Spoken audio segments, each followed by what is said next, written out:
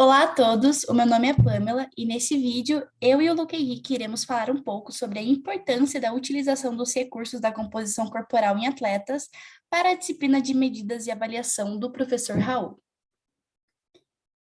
Então, primeiramente nós vamos destacar o que é composição corporal, seus conceitos e definições e qual a sua importância,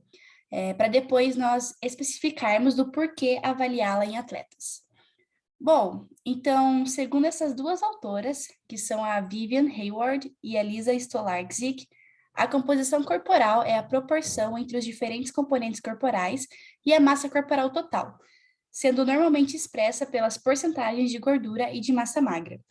Essas autoras também afirmam que, pela avaliação da composição corporal, nós podemos determinar os componentes do corpo humano de forma quantitativa e também utilizar os dados obtidos para detectar o grau de desenvolvimento e crescimento de crianças e jovens, e o estado dos componentes corporais de adultos e idosos. A Hayward e a Stolarczyk comentam também sobre a importância de avaliar a composição corporal dos indivíduos e que podemos utilizar esses dados em diversas situações, como, por exemplo,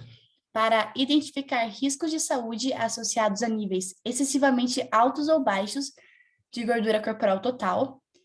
para identificar riscos de saúde associados ao acúmulo excessivo de gordura intraabdominal, para proporcionar a percepção sobre os riscos de saúde associados à falta ou ao excesso de gordura corporal, para monitorar mudanças na composição corporal associadas a certas doenças, para monitorar mudanças na composição corporal associadas ao crescimento, desenvolvimento, maturação e idade, para avaliar a eficiência das intervenções nutricionais e de exercícios físicos na alteração da composição corporal, para formular recomendações dietéticas e prescrições de exercícios físicos, e, por fim, para estimar o peso corporal ideal de atletas e não atletas. Bom, além de ser essencial saber o conceito e a importância da composição corporal, também devemos estar cientes que, para avaliar a composição corporal, podem ser utilizados diversos métodos de avaliação. Mas nós iremos citar dois, que são a bioimpedância e a antropometria. Primeiramente, em relação à bioimpedância, as autoras citam que este é um método rápido, não invasivo e relativamente barato para avaliar a composição corporal em situações de campo e clínicas. Nesse método, o indivíduo sobe na balança de bioimpedância e segura uma placa de metal à frente do corpo. A partir daí, uma corrente elétrica de baixo nível é passada através do corpo do indivíduo e a impedância é medida como um analisador. O outro método disponível para avaliar a composição corporal é a antropometria. Segundo o autor Costa, devido ao baixo custo operacional e à relativa simplicidade de utilização, os métodos antropométricos são aplicáveis a grandes amostras e podem proporcionar estimativas nacionais e dados para análise de mudanças. Além disso, a predição da composição corporal, através da antropometria, utiliza medidas relativamente simples, como massa, estatura, perímetros, diâmetros ósseos e espessura das pregas adiposas. Entretanto, a Hayward e a Stolarczyk revelam que a exatidão e fidelidade das medidas antropométricas podem ser afetadas pelos equipamentos, pela habilidade do avaliador, por fatores individuais e também pela equação de predição utilizada. Estabelecendo essa relação da importância dos recursos de composição corporal e a sua avaliação em atletas, Deminice e Rosa trazem para a gente que a composição corporal é variável determinante em diversas modalidades esportivas. Eles trazem o exemplo do levantamento de peso, do atletismo e da natação, por exemplo, que são modalidades onde uma grande quantidade de massa muscular é necessária para que o aumento de força e a potência dos movimentos seja elevado para a performance. Da mesma forma, trazem modalidades como a ginástica artística ou outras modalidades onde o atleta deve suportar o seu peso corporal, que necessitam de uma baixa porcentagem de gordura corporal. Também trazem modalidades onde as categorias são divididas pelo peso corporal, como o judô, o karatê e a luta livre,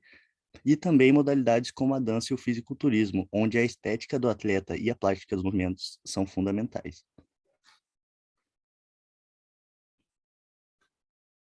Demenice e Rosa também exemplificam que a avaliação apropriada da composição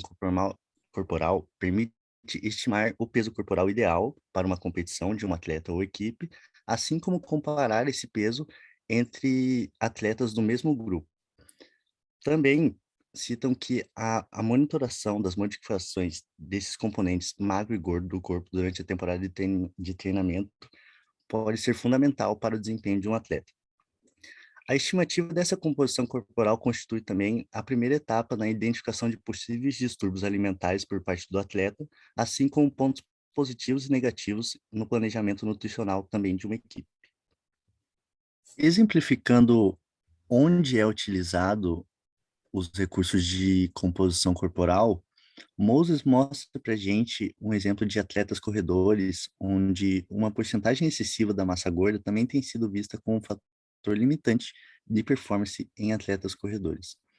Essa relação também pode ser feita com corridas de longa distância, exemplificando esse aspecto relevante da relação da distribuição da gordura com a condição cardiorrespiratória. Moses mostra para gente que, apesar do VO2 ser semelhante, uma porcentagem de gordura diferente parece interferir na corrida de longa distância, complementando a sua informação anterior de atletas corredores como um fator limitante da performance nos atletas também corredores. O fator cardiorrespiratório apresentado por Moses indica que a composição corporal, quando avaliada através dos métodos de terreno e de DXA, parece estar associada ao desempenho cardiorrespiratório em atletas. Neto e de Castro César apresentam a exemplificação da utilização dos componentes da composição corporal no basquetebol, indicando que atletas que realizam desportos que requerem saltar e correr, como e principalmente, por exemplo, o basquetebol,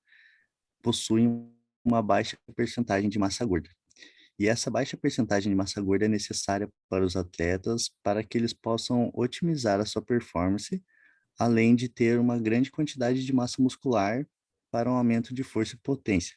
relacionado não só aos saltos e corrida, mas também partes táticas e técnicas do basquetebol que utilizam dessa força e potência.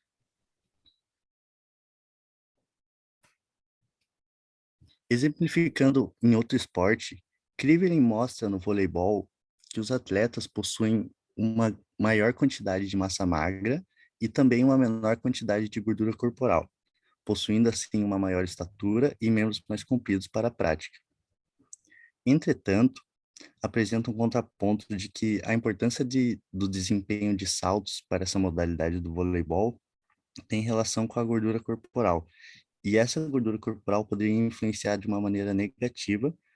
impondo uma maior demanda energética para a aplicação dos saltos e ataques, principalmente do esporte, consequentemente, causando uma exaustão precoce dos atletas.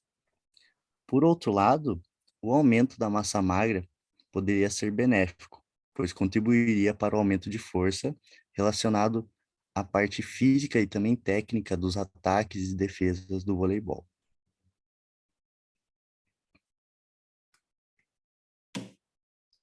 Stan mostra para gente que as medidas antropométricas possuem uma influência relevante na performance de componentes técnicos e táticos, como o ataque e o bloqueio também do voleibol. Complementando essa visão, trouxemos a avaliação de Miego Ayuso, onde, através das características antropométricas por posições do voleibol, observou que os líberos são os mais baixos e também os mais leves. Os líberos, que são os jogadores por posição adequados para a defesa no voleibol, caracterizando essa estatura menor e também essa questão de serem mais leves, para terem mais mobilidade e flexibilidade e velocidade para ir atrás das bolas. E que os jogadores mais altos, normalmente responsáveis pelos ataques e defesas na rede, no voleibol, são os menos ágeis. Krivlin complementa a nossa visão dizendo que altura elevada, peso elevado, assim como a relação cintura-quadril acima do recomendado, estão relacionados com o aparecimento de lesões no tendão patelar de atletas de voleibol.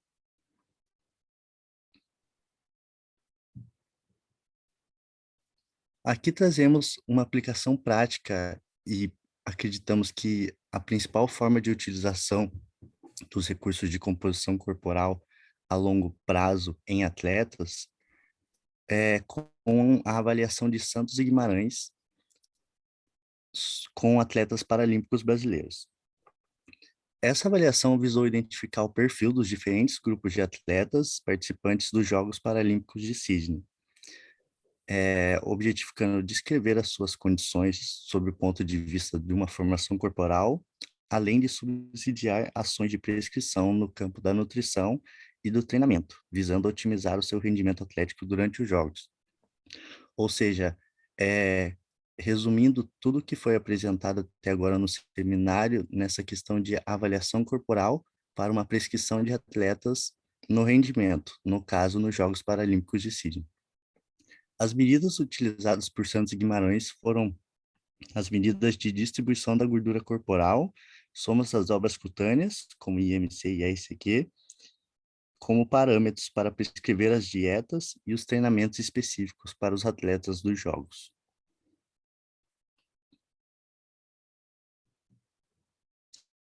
Como resultado, Santos e Guimarães apresentam que foram detectadas várias alterações nos itens de composição de gordura corporal em vários grupos de atletas. A partir dos dados que foram coletados, foi possível para eles criar um banco de dados com os parâmetros antropométricos de cada grupo de atletas para futuras comparações. Voltando ao que foi apresentado no seminário,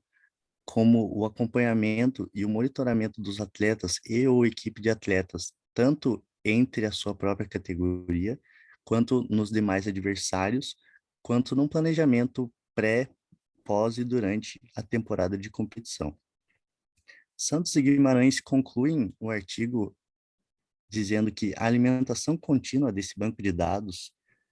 obtidos através das medidas da composição corporal, poderá dar maiores subsídios e, com isso, uma maior confiança nas tomadas de decisão acerca de qual atleta selecionar, qual tipo de treinamento ministrar, qual o melhor método para se avaliar determinada síndrome e etc., caracterizando a principal aplicação prática da utilização das medidas de composição corporal em atletas, que é esse acervo disponível para os profissionais caracterizarem a sua prescrição, o seu planejamento e até mesmo escolha de atletas no alto nível.